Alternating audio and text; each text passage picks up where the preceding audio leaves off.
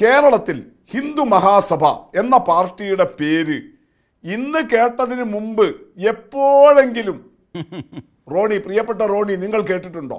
അങ്ങനെ ഹിന്ദു മഹാസഭ എന്ന് പറയുന്ന ഒരു പാർട്ടി കേരളത്തിൽ പ്രവർത്തിക്കുന്നുണ്ടോ? അവർക്ക് അങ്ങനെ എന്തെങ്കിലും ഒരു മാസ് ബേസോ അവർക്ക് എന്തെങ്കിലും ഒരു പ്രസിദ്ധീകരണമോ അവരുടെ എന്തെങ്കിലും പ്രചരണമോ നാളിതുവരെ എവിടെയെങ്കിലും കേരളത്തിൽ നടന്നത് താങ്കൾ കേട്ടിട്ടുണ്ടോ? BJP ഉണ്ട്, ശിവസേനയും പൊടിക്കുണ്ട്, അവിടെ ഇവിടെയൊക്കെ തിരുവനന്തപുരത്ത് 1-2 സ്ഥലത്തൊക്കെ കണ്ടിട്ടുണ്ട്. അതല്ലാതെ ഹിന്ദു മഹാസഭ എന്ന് പറഞ്ഞിട്ടൊരു പാർട്ടിയെ റോണി, പ്രിയപ്പെട്ട റോണി, താങ്കൾ കേട്ടിട്ടുണ്ടോ? ഇല്ലല്ലോ. അങ്ങനെ നമ്മളൊന്നും ഈ രാഷ്ട്രീയ പ്രവർത്തനം നമ്മളൊന്നും ഇതുവരെ കാണുകയും കേൾക്കുകയും ചെയ്യാത്ത ഒരു ഹിന്ദു മഹാസഭ LDFന് പിന്തുണ പ്രഖ്യാപിച്ചു എന്നൊക്കെ പറയുന്നത് ഏതോ ഒരാൾ വന്നിട്ട് ഇങ്ങനെ ഒരു വാർത്താ സമ്മേളനം നടത്തി ഒരു കാശായ വിട്ടിട്ട് നടത്തിയാൽ അതൊരു ഹിന്ദു മഹാസഭയാകുമോ? അത് ഇടതുപക്ഷവുമായിട്ടുള്ളൊരു പിന്തുണയാകുമോ? എന്തെങ്കിലും നമ്മൾ ഈ തൂക്കൊപ്പിക്കാൻ വേണ്ടി പറയല്ലേ? താങ്കളൊക്കെ ഒരു നല്ല രാഷ്ട്രീയ പ്രവർത്തകനല്ലേ, കാര്യങ്ങൾ വസ്തുനിഷ്ഠമായിട്ട് നോക്കുന്നയാളല്ലേ? എന്താ പ്രശ്നം നമ്മുടെ നാട്ടിൽ? അജിംഷാദ് ചോദിച്ചതല്ലേ പ്രശ്നം? നിങ്ങൾ RSSനെയും BJPയെയും വേറെ വേറെ കാണുന്നുണ്ടോ റോണി? കോൺഗ്രസ് അങ്ങനെ കാണുന്നുണ്ടോ?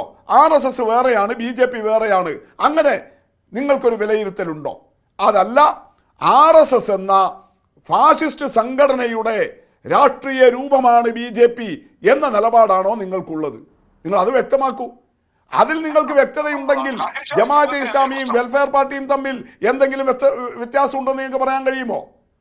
ജമാഅത്തെ ഇസ്ലാമിയാണ് ബേസിസ്. ആ ജമാഅത്തെ ഇസ്ലാമി അവരുടെ വേരുറപ്പിക്കാൻ വേണ്ടി അവരുടെ ആശയങ്ങൾ, അവരുടെ നിലപാടുകൾ, അവരുടെ നയങ്ങൾ ജനങ്ങളിലേക്ക് എത്തിക്കാൻ കൂടുതൽ ഇറങ്ങി വരാൻ കണ്ട രാഷ്ട്രീയ രൂപമാണ് വെൽഫെയർ പാർട്ടി. അതിനു വേണ്ടിയിട്ടാണ് അവർ രാഷ്ട്രീയത്തിൽ ഇറങ്ങാൻ തീരുമാനിച്ചത്. എന്തിനു വേണ്ടി? ജമാഅത്തെ ഇസ്ലാമിയുടെ ആശയം പ്രചരിപ്പിക്കാൻ വേണ്ടിയിട്ടാ.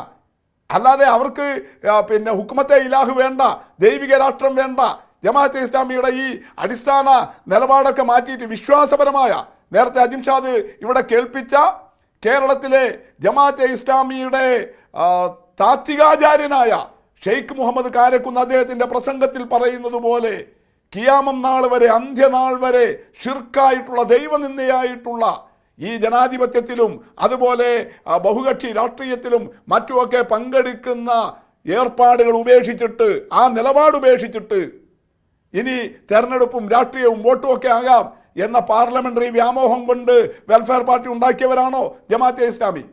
അല്ല. ജമാഅത്തെ ഇസ്ലാമി എന്ന് മാത്രം പറഞ്ഞു പോയാൽ മുസ്ലിങ്ങൾക്കിടയിൽ പോലും അവർക്ക് വേണ്ടത്ര പ്ലാറ്റ്ഫോം ലഭിക്കുന്നില്ല. അവർക്ക് അവരുടെ ആശയം എത്തിക്കാൻ പ്ലാറ്റ്ഫോം ലഭിക്കണം. അതിനുവേണ്ടി അവരുണ്ടാക്കിയ രാഷ്ട്രീയ രൂപമാണ് വെൽഫെയർ പാർട്ടി. അവരുടെ ആശയം അങ്ങനെ തന്നെയാണ് പറയുക എന്നുള്ളതിൻ്റെ തെളിവല്ലേ ഈ പാലസ്തീൻ ഗാസ പ്രശ്നത്തിൻ്റെയൊക്കെ പേരിൽ കോഴിക്കോട് എയർപോർട്ടിലേക്ക് നടത്തിയ ഒരു സമരം. ആ സമരത്തിന് വെൽഫെയർ പാർട്ടിക്കാരൻ മുമ്പോട്ട് വെച്ച ചിത്രങ്ങൾ ആരുടേതായിരുന്നു? ഈജിപ്തിലെ ബ്രദർഹുഡ് നേതാക്കളുടേതല്ലേ? ഹസനുൽ ബന്ന ഉൾപ്പെടെയുള്ള ഈജിപ്തിലെ ലോക